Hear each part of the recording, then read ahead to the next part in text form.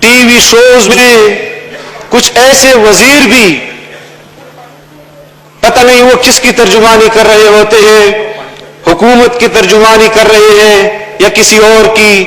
کل میں نے آپ کے وزیر کو سنا اور دھمکیاں دے رہا تھا کہ ہم فضل الرحمان کو جو قائد جمعیت، قائد ملت اسلامیہ ہیں، ان کو اس بار اسلام آباد آنے نہیں دیں گے اور ان کے ساتھ وہ سلوک کیا جائے گا کہ جو حکومتیں ایسے لوگوں کے ساتھ کرتی ہیں. یہ ان کے الفاظ تھے.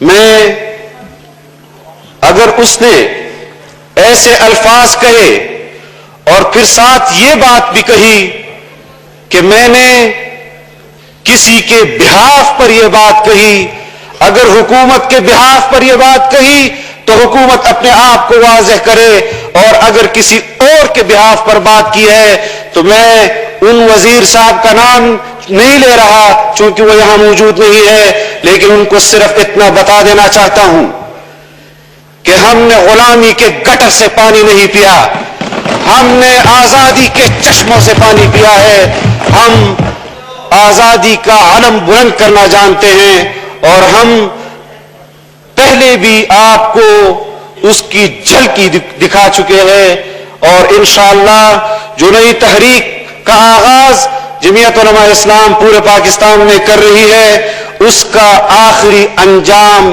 اور آخری پڑاؤ ایک بار پھر اسلام آباد ہوگا. لیکن آپ کو چاہیے کہ اس وزیر کی انہوں نے جو گفتگو کی ہے اس پر ان سے وضاحت طلب کریں کہ انہوں نے حکومت کے بہاف پر یہ بات کی ہے یا کسی اور کے بہاف پر یہ بات کی ہے.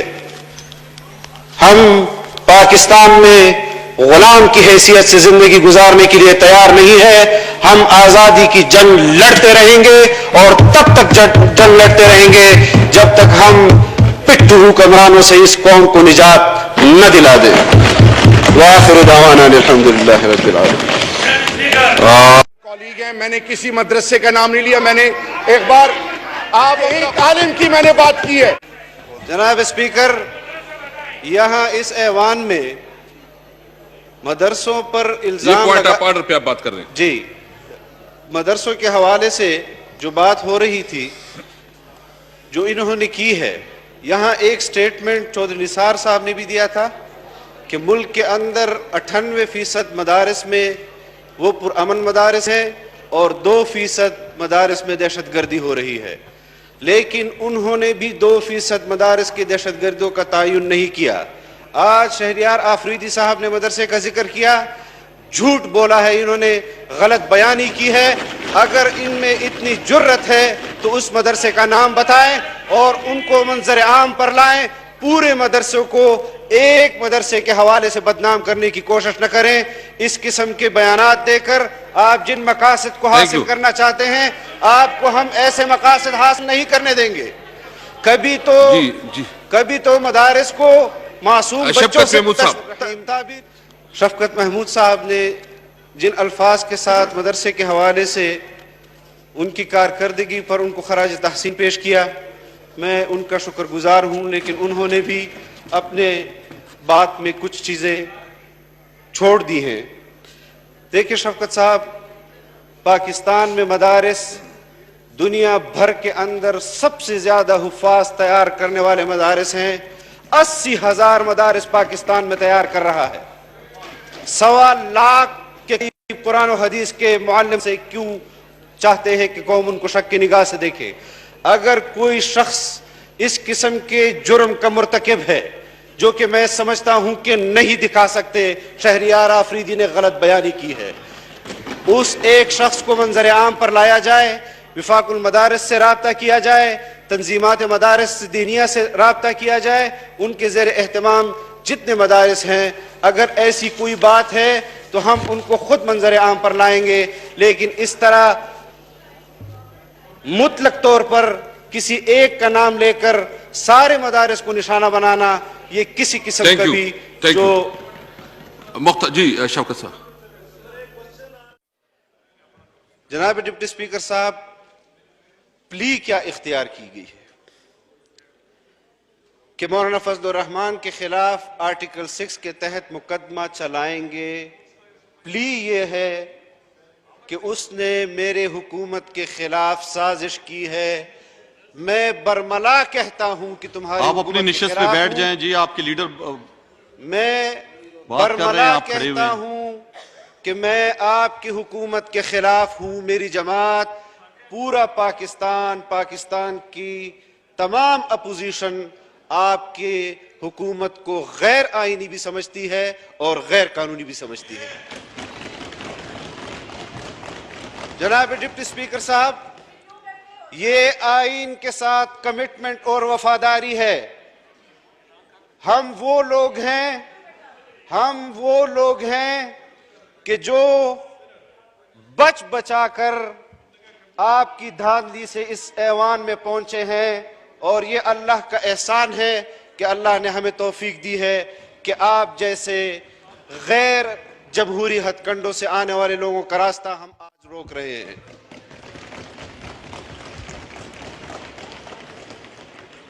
آپ آرٹیکل 6 کی بات کرتے ہیں. اس آئین کو بنانے میں میرے جد امجد نے دستخط کیے. اس بلاول بھٹو نے، اس کی والدہ نے اپنی جان کی شہادت دی، جس کو آپ غدار کہتے ہیں. آپ نے میاں نواز شریف کو گلے سے پکڑ کر جیل میں ڈالا. 2/3 اکثریت لے کر بھی وہ یہاں آیا تو آپ نے اس کو تسلیم نہیں کیا. احتساب جمہوریت کے لیے کوشش کر رہے ہیں. ہم نے جائیدادیں نہیں بنائی. میں حلفاً کہتا ہوں کہ پورے پاکستان میں کوئی ایک جاگیر بھی میرے نام سے یا میرے والد کے نام سے پاکستان میں آپ ہمیں دکھا دیں. اگر کسی کی ہے ہمیں اس پر کوئی اعتراض نہیں. اگر کسی کی جائیداد ہے، حق حلال کی ہے، ہمیں اس پر کوئی اعتراض نہیں. لیکن یہ احتساب کے چاچے مامے بن جاتے ہیں. ان کو احتساب کس کی بات کر رہے ہیں؟ امور کشمیر کے چیئرمین اور امور کشمیر کا جو آپ کا وزیر ہے، آپ کے پارٹی کے اپنے وزیر کے قتل کا مقدمہ آپ کے وزیر کے اوپر ہے. کیوں اس کو پاکستان کی کیبنٹ میں آپ نے بٹھایا ہے؟ میں نہیں چاہتا کہ میں کسی کے ذاتی کردار کے حوالے سے بات کروں. ذاتی کارکن ہوں، نظریاتی پارٹی کا کارکن ہوں، اور میں نظریات کی بات کرتا ہوں. میں نے کبھی آپ کی قیادت کے بارے میں لاس اینجلس کی بات نہیں کی ہے، کیلیفورنیا کی بات نہیں کی ہے. ہمیں مجبور نہ کیا جائے. ایک حد میں سیاسی طور پر آپ مقابلہ کریں، ہم مقابلہ کرنے کے لیے تیار ہیں. شرم آ رہی ہے مجھے آج آپ کے اس حوالے سے بات کرتے ہوئے بھی کہ میں آپ کے اس کردار کا نام بھی یہاں پر لے رہا ہوں.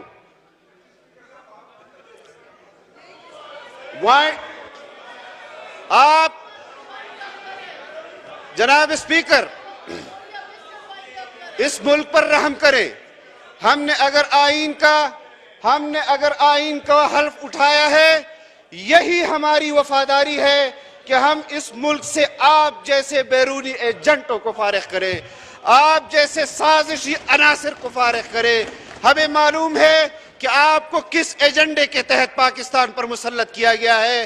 ہمیں آپ کے سینٹ کے انتخابات بھی معلوم ہیں کہ کون سی جمہوریت اور کون سے آپ نے وہاں پر آئین کی اور آئین کی بالادستی کی خدمت کی ہے.